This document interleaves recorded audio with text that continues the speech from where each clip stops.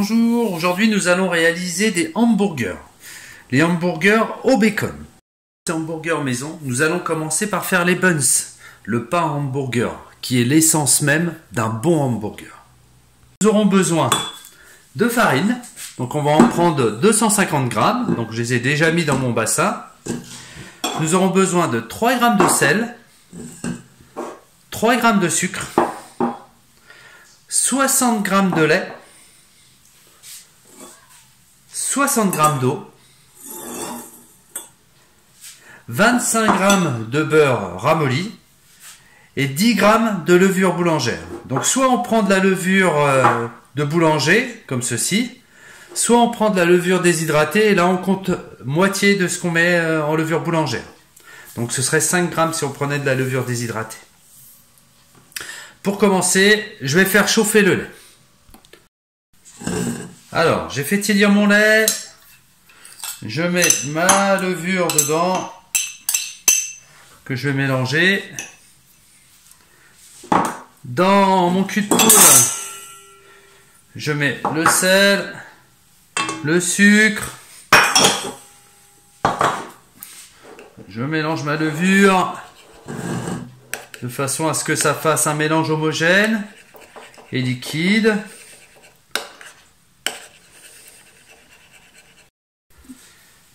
Je mets mon œuf dans l'eau, tac, et avec une fourchette, je vais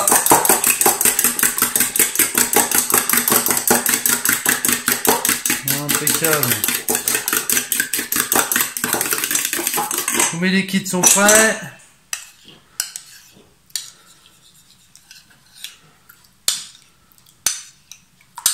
Voilà, hop, je mélange ma levure aussi.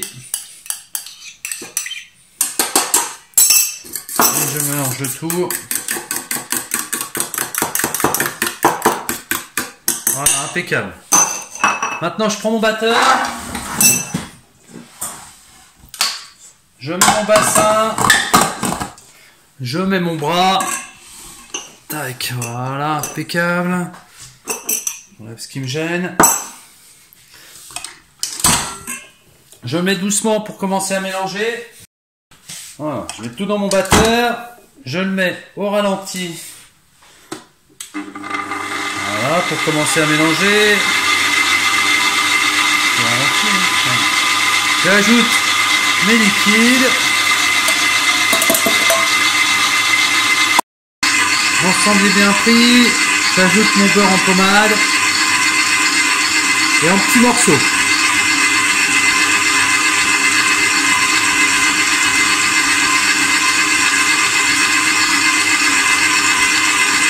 Et là, je laisse battre le temps que tout se mélange et s'incorpore.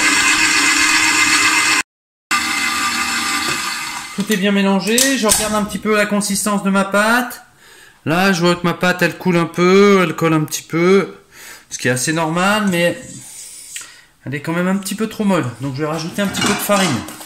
Hein, il ne faut pas qu'elle descende toute seule. Il faut qu'elle tienne un petit peu plus. Donc, je rajoute une grosse pincée de farine. Et je vais remettre le mélange. Là, je vais mettre 2 grosses pincées même.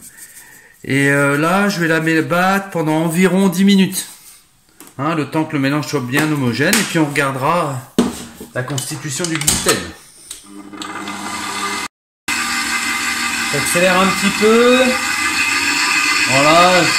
Quand j'ai un batteur qui va jusqu'à 6, je le mets à 2.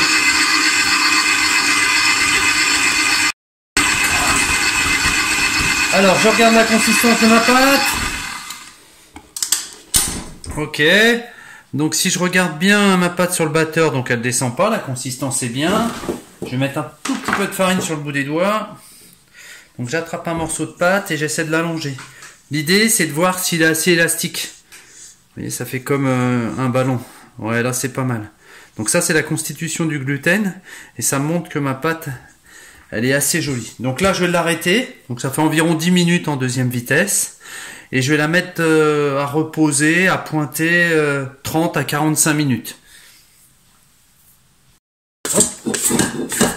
Avec une corne ou n'importe quoi, une maryse. Je vais le mettre dans un autre récipient. Je mets tout petit peu de farine au fond.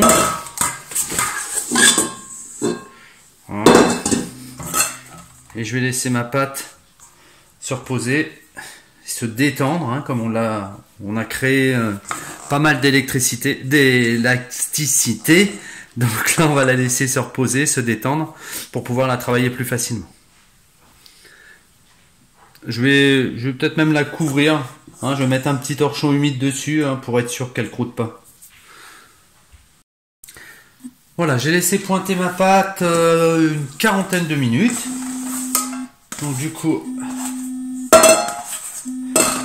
coup là, théoriquement, j'ai autour de 450 grammes de pâte. Je vais vérifier quand même ce que j'ai. 460, bah, très bien. 460, donc je vais faire 120, 240, 480. Je vais faire des morceaux de 115 grammes. Donc avant de diviser ma pâte, je vais déjà chasser un petit peu l'air. Je la retravaille un peu. Je viens la replier ici. Je vais lui redonner encore un petit peu de corps. Et vous avez vu là, j'ai pas rajouté de farine, hein, pour garder vraiment nos proportions de farine. Donc j'écrase, j'écrase, j'écrase. Je viens rabattre. Voilà. Ok, c'est pas mal. Ma pâte colle beaucoup moins qu'au début. Hein, quand elle a pointé, donc elle reprend un petit peu de corps. Je lui remets un dernier pliage. Et voilà. Donc là, j'ai ma partie de pâte. Maintenant, je vais la diviser en morceaux de 115 grammes, on a dit. Est-ce que je suis loin de la réalité ou pas? 115 piles. Waouh. J'ai voulu le faire, ça ne pas arriver. Tac. Ici. 109, je rajoute un petit bout. Donc là, je vais mettre un petit peu de farine. Hein, je vais faire ragner le creux de mes mains. Ouais, je vais les travailler un petit peu comme de la brioche. Je vais venir le mettre dans le creux de ma main, fermer avec mon pouce et tourner pour en faire une boule. Et je la serre en même temps. Hein, l'idée, c'est d'avoir une boule assez compacte. Voilà, ça donne ça. Donc elle est bien lisse. Quand on regarde ma pâte et qu'on appuie dessus, elle revient tout de suite. Donc là, c'est qu'elle est vraiment prête à être mise en pouce. Donc pareil pour l'autre. Je mets dans le creux de ma main, avec mon pouce, je ramène et je tourne. Voilà. Hein, l'idée, c'est vraiment de faire une petite boule. Voilà. Ma boule est bien lisse. Donc après, quand on y arrive bien, on le fait avec les deux mains. Donc avec le pouce, je ramène. Et je viens bien serrer. Voilà, impeccable. J'ai fait mes 4 boules. Donc ensuite, je vais prendre une plaque. Hop, je vais les mettre sur chaque partie. Hein, et j'appuie un petit peu dessus. Hein, parce que, voilà, pour leur redonner une forme un petit peu plus plate. Ils vont pousser, ça ne changera pas grand-chose. Hein. Voilà. Et maintenant, je vais les laisser pousser. À partir de là, selon le temps que je dispose, soit je les laisse pousser naturellement. Il faut compter au moins 2 heures. Là, j'ai une température de 20 degrés. Au moins 2 heures qui montent vraiment de volume. Si je suis pressé, je peux les mettre dans le four. Donc, je les mets dans un four éteint. Et dedans, je mets une casserole d'eau bouillante. Ce qui fera monter un petit peu la chauffe, la température. Et en plus, avec l'humidité, ça va éviter que ça croûte. Si je veux éviter que ça croûte, ce que je peux faire, c'est soit mettre un petit peu d'eau, soit les dorer. Là, nous, on va les dorer avec un petit peu de lait et de jaune d'œuf. Donc, j'ai mon mélange, lait et jaune d'œuf. Et donc là, je vais dorer. Bon, alors là, j'ai pas à m'inquiéter. Hein, ça fera descendre rien du tout. Comme elle n'est pas encore poussée. Donc, je dore toujours 2 fois. Hein, quasiment tout ce que je fais, que ce soit du feuilletage, des brioches. Je dors tout le temps 2 fois. Les pains hamburgers aussi, d'ailleurs. Ça fait 2h30 que ça pousse. Donc là, ils sont très bien. Donc pareil, je vais les dorer pour ma 2e fois. Par contre, là, je vais faire attention à pas faire retomber. Hein, j'y vais délicatement. Je mets de la dorure partout. Je préchauffe mon four à 180 degrés. Hein, et je suis parti pour une cuisson de 15 à 20 minutes.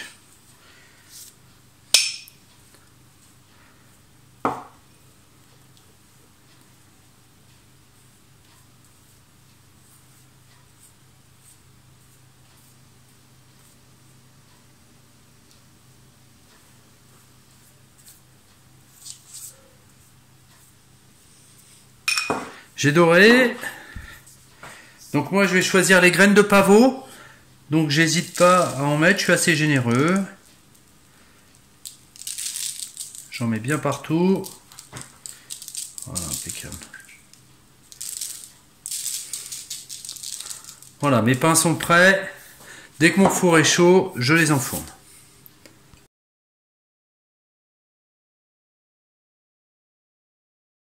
Mes petits buns sont cuits. Donc là, à l'arrière, c'est coloré. Quand on tapote, on a un petit bruit. Donc ils sont prêts à être utilisés. Donc je les laisse refroidir et puis après, je pourrai les utiliser.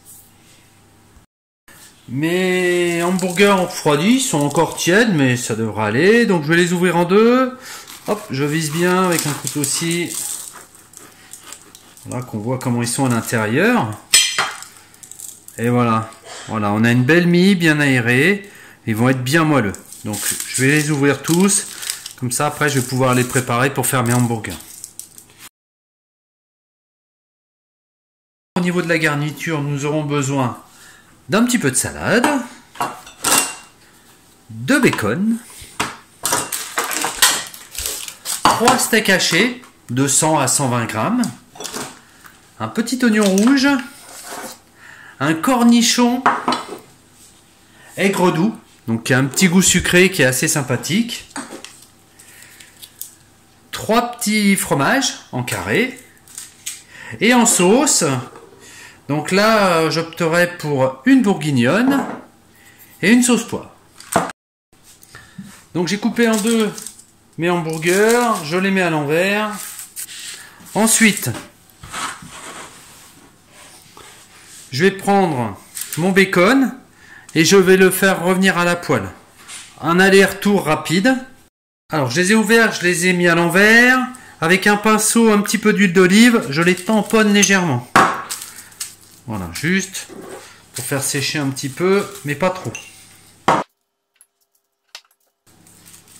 Impeccable.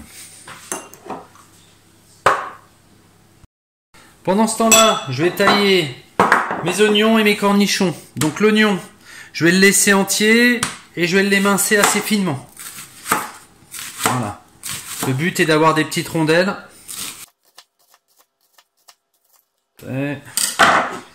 Donc après, je sépare mes petites rondelles. Voilà, pour vraiment avoir des petits morceaux.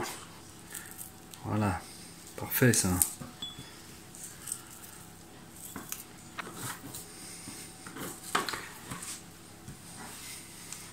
Donc c'est prêt, je prépare mon cornichon. Mon cornichon, je vais faire des fines rondelles aussi.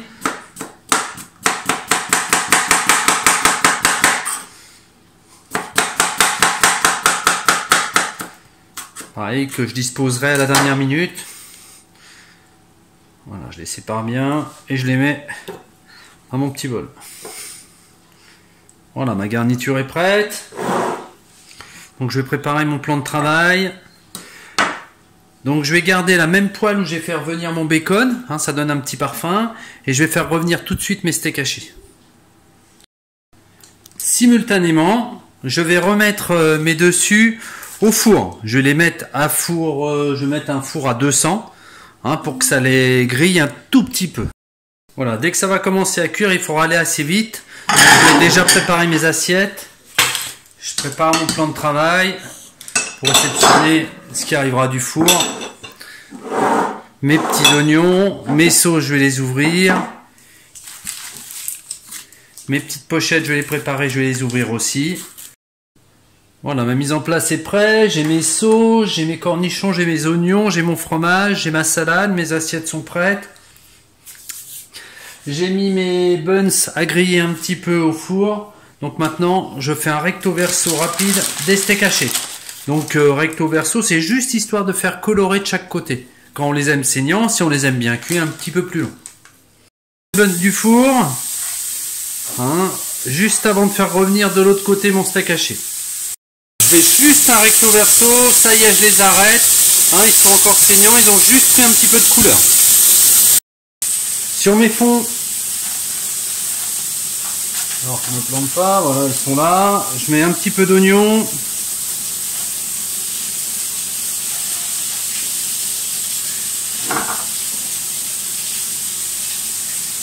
Je mets ma tranche de bacon. Voilà. Et je vais mettre mon steak haché par-dessus. Voilà, je pose le steak. Hop, au bon endroit.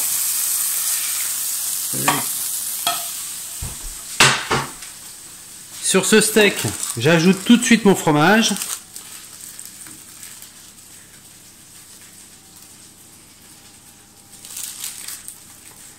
Les steaks, je leur ai mis un petit peu de sel et de poivre quand ils étaient à la poêle. Hein. Voilà. Et ça, je vais le remettre un petit peu au four, juste le temps que ça fonde. Je mets pas les couvercles, je mets juste le socle. Oh, je mets les couvercles aussi, ça les tiédira un petit peu.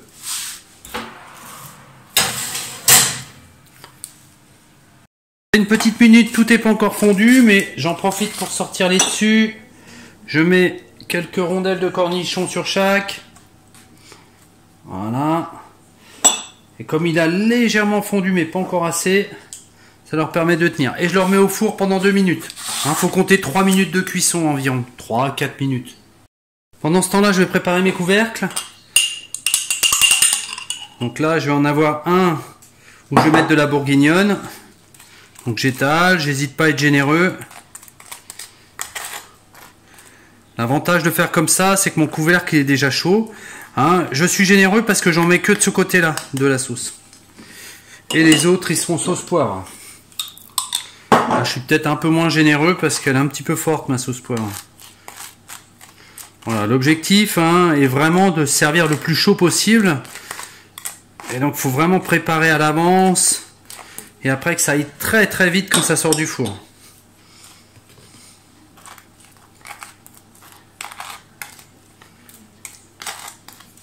Voilà, je les mets de côté qu'il y ait une petite place.